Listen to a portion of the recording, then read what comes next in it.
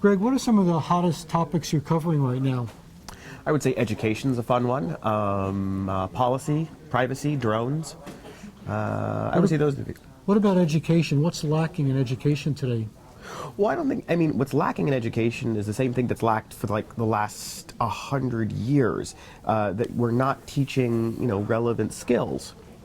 And people are trying to change that by helping students learn more computer science, management skills, travel, critical thinking, outside of the traditional classroom, because it's difficult to get those skills taught in the classroom thanks to school boards and curriculum, things like that. Is there any conflict between giving the fastest and brightest kids all the tools they need to get ahead and making sure that nobody gets too far behind? Well, I think that's two things. One is making sure gifted kids have a lot of materials and have access to the best information, and the other one is making sure that everyone has a base level of education. I think we already do give a lot of resources to very bright kids. We have very rich schools in this country, very private schools that get a ton of funding, and many of those students then go on to Ivy Leagues where they're taught by the best professors. So generally I think that already happens. The question is whether everyone can get that sort of top-notch education, and that's what people are trying to do online, where they record the best lectures or the best teachers in the world and then they give it out for free, either at the high school level or being done a lot more in higher education from schools at Stanford and Yale and others. What do you think is the most serious problem facing the country today? The most serious problem facing the country? Well, I mean, if you think about the environment, that's a problem because no one wants to be underwater. That's no fun. I've always thought education was. Education can make people better citizens. They can make better people. You can be better entrepreneurs.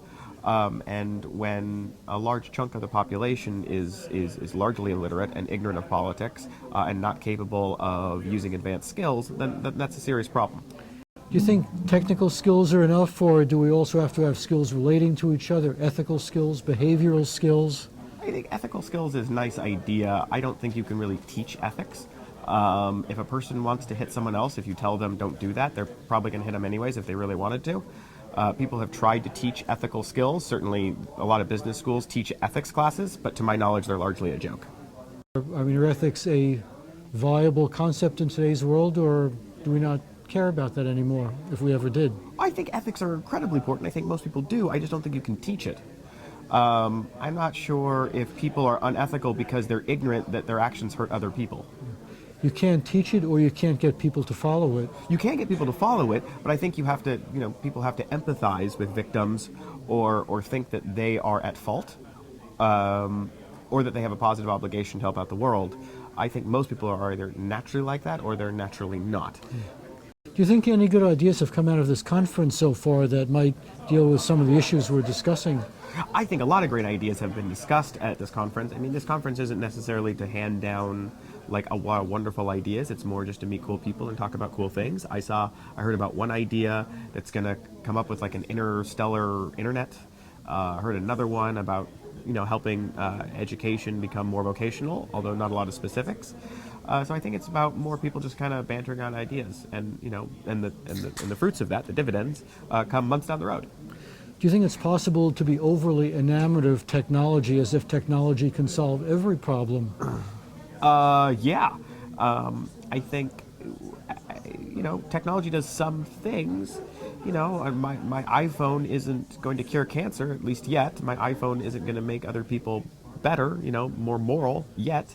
Those are all human solutions. We have to be kinder and gentler to our fellow man. There's no app for that. But I do think technology can enable people to do good things at scale. They can enable one tweet to start a revolution. They can allow me to share my health data with researchers, which helps them cure cancer and save lives. So to the extent that I am a good person, it magnifies what I do good. And if you're a bad person, does that magnify the bad you do?